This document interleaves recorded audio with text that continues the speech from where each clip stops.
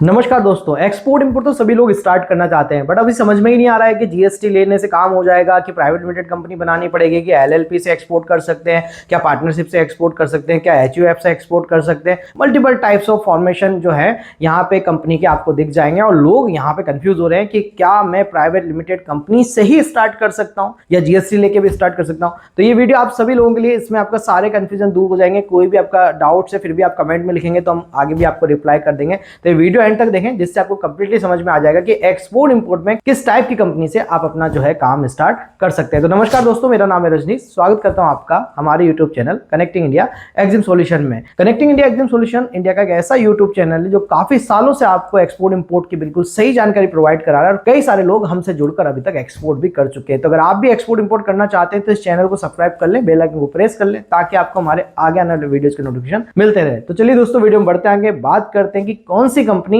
Export import के लिए सबसे बेहतर है।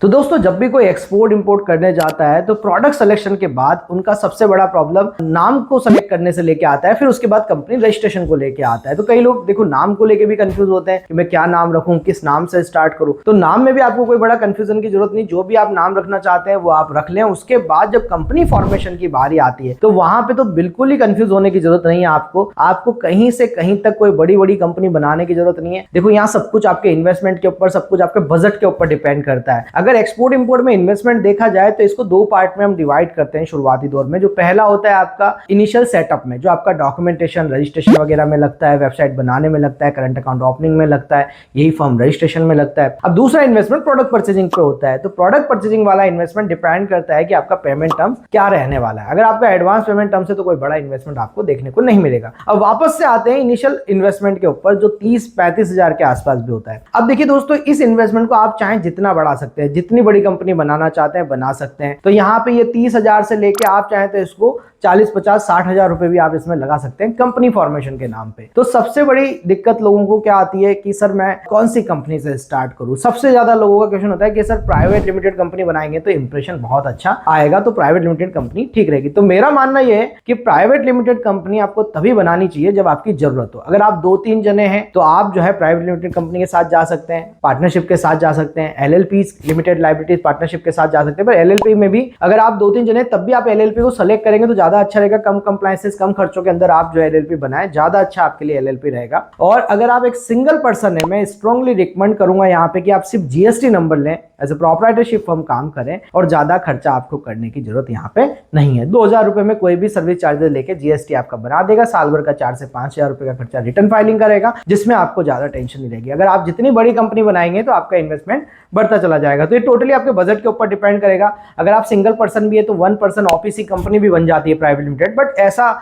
उसको बनाने का भी कोई फिलहाल मतलब नहीं है। जब आप बिल्कुल फ्रेशर होते हैं, बिल्कुल नए होते हैं और आप एक्सपोर्ट इंपोर्ट बिजनेस में आना चाहते हैं तो शुरुआती दौर पे आपको कम से कम खर्चे के अंदर कैसे एक्सपोर्ट इंपोर्ट शुरू किया जाए उस पर ध्यान देना है। तो यहाँ पे सबसे पहले आप सिर्फ जीएसटी नंबर लें, एक प्रोप्राइटरशिप फर्म अपनी बना लें और प्रोप्राइटरशिप फर्म से आपका काम हो जाएगा। अगर आप सिंगल पर्सन है, बड़ी कंपनी बनाने की जरूरत नहीं है। फिर आप एक करंट अकाउंट ओपन करा लें और उसके बाद जो भी नेसेसरी डॉक्यूमेंट है वो आप स्टार्ट अपने करवा सकते हैं। और जैसा कि मैंने बताया कि अगर आप 2-3 जने ज्यादा पैसा खर्च करना चाहते हैं और भी सर्टिफिकेशन लेना चाहते हैं तो फिर आप प्राइवेट लिमिटेड कंपनी के साथ भी यहाँ पे जा सकते हैं। तो इनिशियल लेवल पे दोस्तों ऐसी कोई रिक्वायरमेंट नहीं है कि मेरा तो प्राइवेट लिमिटेड कंपनी होगा तभी मेरा प्रोडक्ट बिकेगा। आप फॉरेन में कई सारी कंपनीज के नाम सर्च करके देखो, कहीं किसी के पीछे प्राइवेट लिमिटेड कंपनी ऐसे लिखा हुआ आपको बहुत कम मिलेगा। तो आपको यहाँ पे सिर्फ नाम मिलेंगे। तो ऐसा बायर के इंप्रेशन को लेकर कोई फर्क नहीं पड़ने वाला है कि आप तो प्रोप्राइटर है, आप क्या है, तो इससे कोई फर्क नहीं पड़ेगा। आप प्रोप्राइटरशिप फर्म में इजिली काम चालू करें क्योंकि फर्म के नाम में कहीं प्रोप्राइटरशिप लिखा नहीं आता है और बायर आपसे कोई अपने डॉक्यूमेंट भी नहीं मांगता है। अगर आपको से कोई जीएसटी वगैरह मांग रहा है तो